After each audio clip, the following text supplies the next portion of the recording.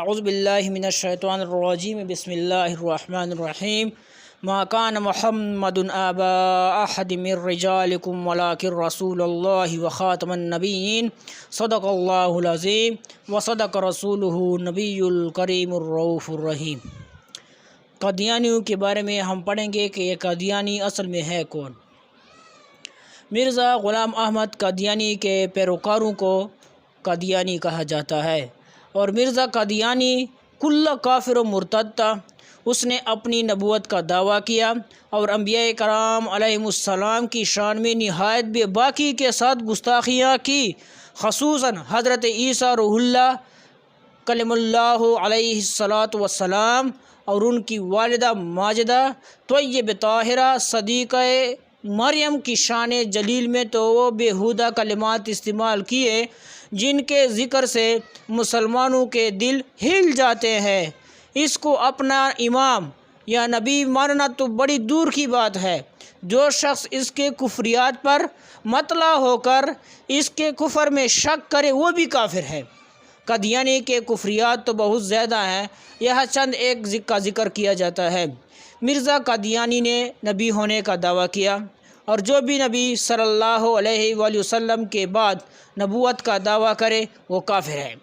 اور یہ قرآن مجید کی آیت کریمہ اور نبی صلی اللہ علیہ وآلہ وسلم کی ختم نبوت کا انکار ہے۔ اللہ تعالیٰ نے قرآن مجید میں ارشاد فرمایا، ما کان محمد ابا احد من رجالکم ولکن رسول اللہ وخاتم النبیین، یعنی محمد صلی اللہ علیہ وآلہ وسلم تمہارے مردوں میں کسی کے باپ نہیں ہے، لیکن اللہ کے رسول ہیں اور سب نبیوں کے آخر میں تشریف لانے والے ہیں۔ یہ سورہ احزاب کی آیت ہے، پارہ نمبر 22 میں اور آیت نمبر 40 ہے۔ سنن ترمذی، سنن ابو داود، مسند احمد، شرح مشکل اسحار، صحیح ابن حبان اور معجم الاوسط وغیرہ کثیر کتب حدیث میں یہ حدیث پاک مروی ہیں کہ آپ علیہ الصلوۃ والسلام نے ارشاد فرمایا، وَنَظْمُ لِلترمذی انا خاتم النبیین لا نبی بعدی، میں خاتم النبیین ہوں۔ کیا ہوں؟ میں خاتم النبیین ہوں، یعنی آخری نبی ہوں، اور میرے بعد کوئی نبی نہیں۔ حضرت علامہ مولانا محمد یوسف صالح شامی رحمۃ اللہ تعالی علیہ اپنی مشہور کتاب سبل الہدی والرشاد میں اور مشہور محدث علامہ علی بن محمد معروف ملا علی قاری رحمۃ اللہ تعالی شفا شریف کی شرح میں خاتم کا معنی بیان کرتے ہوئے لکھتے ہیں، وَنَظْمُ لِلثَّانِی، یعنی سرکار دو عالم صلی اللہ علیہ وسلم نے ارشاد فرمایا، اور مجھے اللہ نے فاتح یعنی ابتدا کرنے والا بنایا، اور خاتم بنایا یعنی نبیوں کو ختم کرنے والا۔ اور اظہر یہ ہے کہ ان دونوں کے معنی یوں بیان کیے جائیں کہ اللہ تعالیٰ نے مجھے اول و آخر بنایا، کیونکہ سرکار دو عالم صلی اللہ علیہ وسلم سے مروی ہے کہ آپ نے فرمایا، میں پیدا ہونے میں تمام انبیاء میں پہلا ہوں اور مبعوث ہونے کے اعتبار سے سب سے آخری ہوں۔ دیکھیے کتنے واضح انداز سے ملا علی قاری رحمۃ اللہ تعالیٰ نے خاتم کا معنی بیان کیا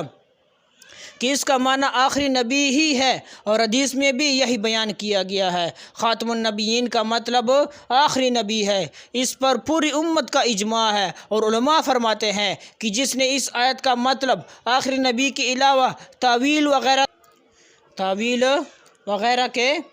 ذریعے کچھ اور بیان کیا وہ دائرہ اسلام سے خارج اور کافر کہلائے گا۔ چنانچہ امام حجت الاسلام محمد بن محمد غزالی کتاب اقتصاد میں، عارف باللہ علامہ عبد الغنی نابلسی رحمۃ اللہ تعالی علیہ اپنی شرح فرائض میں، اور علامہ ابو الفضل قاضی عیاض بن موسیٰ رحمۃ اللہ تعالی علیہ اپنی مشہور کتاب الشفاء بتعریف حقوق المصطفیٰ میں فرماتے ہیں،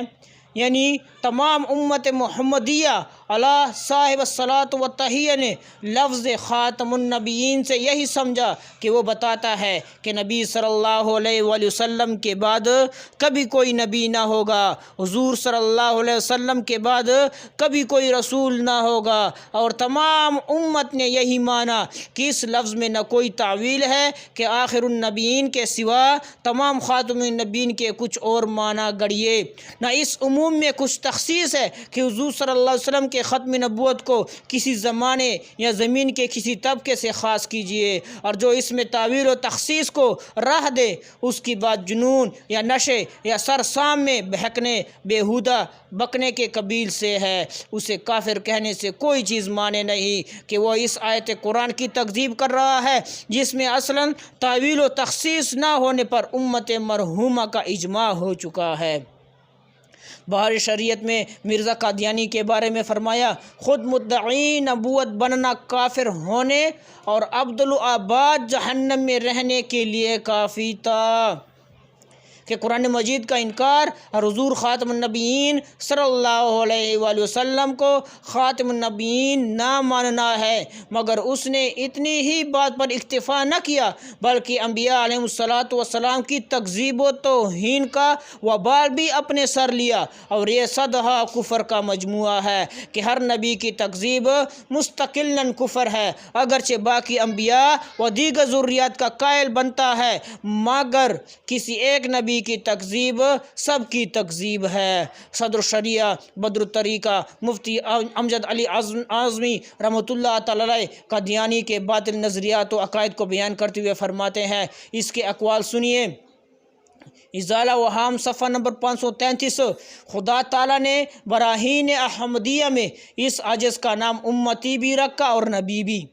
رسول اللہ صلی اللہ علیہ وسلم کی شان اقدس میں جو آیتی تھیں انہیں اپنے اوپر جما لیا۔ انجام صفحہ 78 میں کہتا ہے، وَمَا أَرْسَلْنَاكَ إِلَّا رَحْمَةً لِّلْعَالَمِينَ، تجھ کو تمام جہان کی رحمت کے واسطے روانہ کیا۔ نیز یہ آیت کریمہ وَمُبَشِّرًا بِرَسُولٍ يَأْتِي مِن بَعْدِ اسْمُهُ احمد سے اپنی ذات مراد لیتا ہے۔ دافع البلا صفحہ نمبر 6 میں ہے، مجھ کو اللہ تعالیٰ فرماتا ہے، انت منی بمنزلت اولادی انت منی وانا منکا، یعنی اے غلام احمد تو میری اولاد کی جگہ ہے، تو مجھ سے اور میں تجھ سے ہوں۔ ازالہ وہام صفحہ نمبر 666 میں ہے، حضرت رسول خدا صلی اللہ علیہ وسلم کے الہام وہی غلط نکلی تھی۔ صفحہ نمبر 8 میں ہے، حضرت موسیٰ کے پیش گوئیاں بھی اس صورت پر ظہور پذیر نہیں ہوئی جس صورت پر حضرت موسیٰ علیہ السلام نے اپنے دل میں امید باندھی تھی۔ غایت مافی الباب یہ ہے کہ حضرت مسیح کے پیش گوئیاں زیادہ غلط نکلیں۔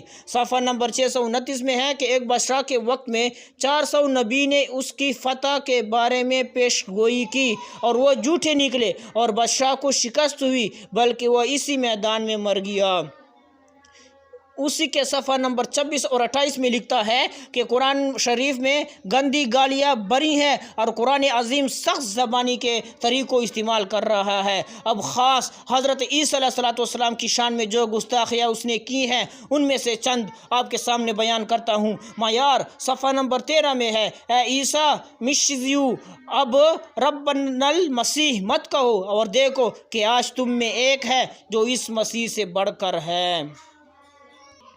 اور صفحہ نمبر 13 اور 14 میں ہے، خدا نے اس امت میں سے مسیح موعود بھیجا جو اس پہلے مسیح سے اپنی تمام شان میں بہت بڑھ کر ہے، اور اس نے اس دوسرے مسیح کا نام غلام احمد رکھا تا یہ اشارہ ہو کہ عیسائیوں کا مسیح کیسا خدا ہے جو احمد کے ادنا غلام سے بھی مقابلہ نہیں کر سکتا، یعنی وہ کیسا مسیح ہے جو اپنے قرب اور شفاعت کے مرتبہ میں احمد کے غلام سے بھی کمتر ہے۔ کشتی صفحہ نمبر 56 میں ہے، مجھے قسم ہے اس ذات کی جس کے ہاتھ میں میری جان ہے کہ اگر مسیح ابن مریم میرے زمانے میں ہوتا تو وہ کلام جو میں کر سکتا ہوں وہ ہرگز نہ کر سکتا تھا، اور وہ نشان جو مجھ سے ظاہر ہو رہے ہیں وہ ہرگز دکھلا نہ سکتا۔ غرض اس دجال قادیانی نے مزخرفات کہاں تک گنائے جائیں اس کے لیے دفتر چاہیے۔ مسلمان ان چند خرافات سے اس کے حالات بخوبی سمجھ سکتے ہیں کہ وہ اس نبی العظم کے فضائل جو قرآن میں مذکور ہے ان پر یہ کیسے گندے حملے کر رہا ہے۔ تعجب ہے ان سادہ لوگوں پر کہ ایسے دجال کے متبع ہو رہے ہیں یا کم از کم مسلمان جانتے ہیں، اور سب سے زیادہ تعجب ان پڑھے لکھے گٹ بگڑوں سے کہ جان بوجھ کر اس کے ساتھ جہنم کے گڑھوں میں گر رہے ہیں۔ کہ ایسے شخص کا کافر مرتد بے دین ہونے میں کسی مسلمان کو شک ہو سکتا ہے؟ حاش اللہ، من شک فی عذابہ و کفرہ فقد کفرا، جو ان خباثتوں پر مطلع ہو کر اس کے عذاب و کفر میں شک کرے خود کافر ہے۔